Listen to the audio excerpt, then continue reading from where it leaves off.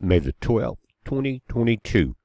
Guys, this Sunday night, there's going to be a total lunar eclipse. Most of the U.S. will see it in its entirety, all of South America. And this map will kind of give you a real good clue about it. We're going to talk about it and some timing and all. But on May the 15th, this is Sunday night, starting at sunset, at 9:32 p.m. Eastern Daylight Time. That will be when the eclipse starts. That would be 8:32 here in the Central Daylight Time, 7:32 Mountain Time, 6:32 over on the West Coast. Now, notice here that if you get going to Northern California, Washington, and Oregon, this a little darker blue than the rest of the map. All of this area here around the orange, it's kind of a light gray. Total eclipse. You can see it all visible. But Northern California, again, Oregon, Washington, up through Canada, you're going to see the total eclipse, but it will be at moonrise. In other words, it's going to come up from the east to the west. After it sunsets in New York on the East Coast, or in Florida on the East Coast, it's Eastern Time, you'll see the full moon rising.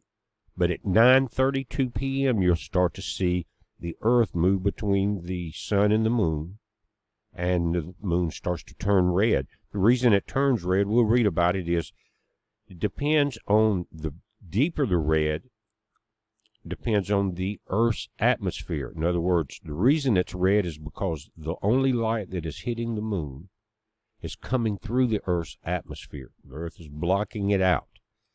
Now, the more ash or the more clouds and dust in the atmosphere, the redder this thing will be. It could be spectacular. They're saying it could be the sky event of 2022.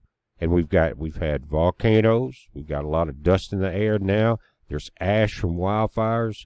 So this thing could be really cool.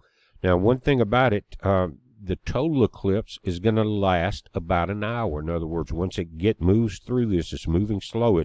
It's not like a solar eclipse where you've got just a few minutes or so of the total eclipse. Here, that will happen over about an hour's period of time. Again, on the East Coast, you'll see the full moon rise.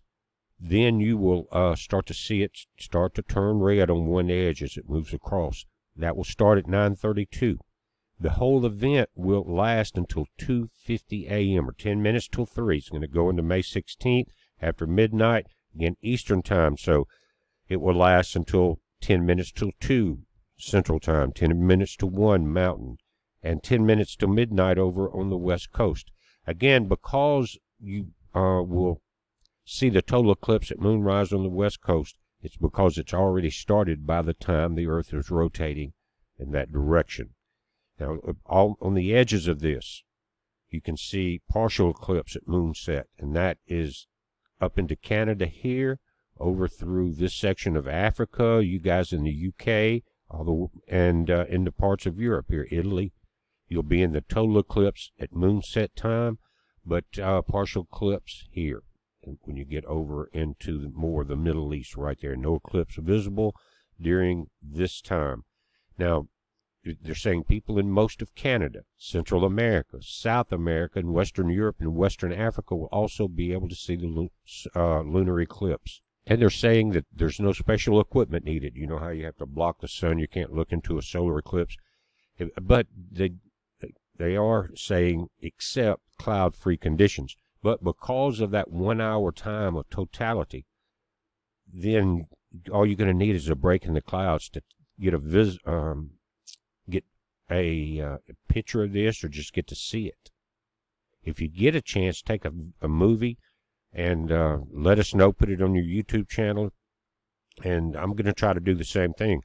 So again, 9:30 East Coast, 8:30 here Central Time, and you can do the math across the nation when you're going to start to see this thing. So be out and ready, filming the full moon if you're going to do this, and watch this thing happen. It should be spectacular with the amount of volcanic ash, wildfires, and we're starting to see some Saharan dust start to move, getting ready for hurricane season. Could be brilliantly red. And if you guys want to pause this and get some screenshots just so you'll have it at that time or save the video, this is from AccuWeather, total lunar eclipse, again, Sunday, May 15th through Monday, May 16th. This is Eastern time. All the times here, 9:32 p.m. New York, the eclipse starts. The total eclipse starts 2 hours later at 11:30 p.m., lasts until 12:11 a.m. That's the maximum point of the eclipse. Total eclipse starts 11:29. Let me back up. Maximum eclipse peaks at 11 minutes after midnight. Total eclipse ends at 12:53 a.m. The eclipse ends at 10 till 3 or 2:50 a.m. So again, you've got from 11:29 the thing starts. The total eclipse starts. Total eclipse ends at 12:53.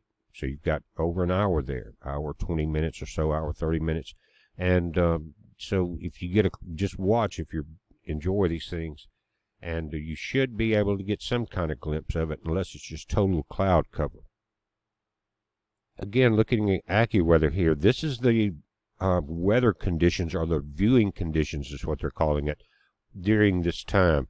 The darker blues here, that's good. Fair is the lighter gray or the mid grays, and then the poor conditions are up through really across the Appalachians up along the East Coast and Canada. More than likely, we're going to have conditions coming in. There's a low pressure system off the East Coast now. It's not tropical the last time I looked at it, but it is going to bring some rain in there. But because of how long this thing lasts, still a good chance that you can see it. It says, unlike a total solar eclipse, when you need perfect weather during the few fleeting minutes that the moon completely blocks out the sun, the total phase of a lunar eclipse lasts over an hour as the moon slowly passes through Earth's shadow. Now, they're calling it the blood moon, but this one is the flower blood moon, and it's because May's full moon is often nicknamed the flower moon due to the abundance of flowers throughout the month, according to the Old Farmer's Almanac.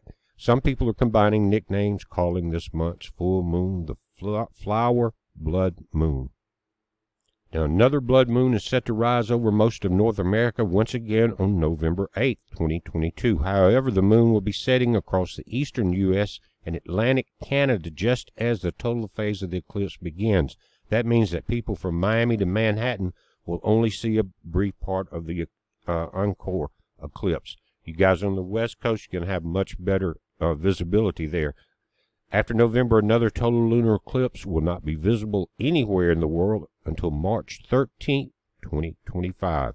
While June, July, and August will not feature lunar eclipses, each month will offer the opportunity to see a supermoon, and those are when we are closer to the moon than normal. And because the rotations are not circular, they're more elliptical, so you've got your close approach and your further approach on any of these orbits. So again, here's your timing, East Coast time. If you get a chance to get some images, again, put them on your YouTube or send them in, put them on Facebook or something, mention them to us, and I'd love to put them on in a video. I'm going to do my best. The thing starts here, the total eclipse at 10:30 p.m. And so that may not be so late for a lot of folks. It'll be easier as you move west because it will be earlier. But guys, we're watching this. You watch it. It's a heads up. Be safe.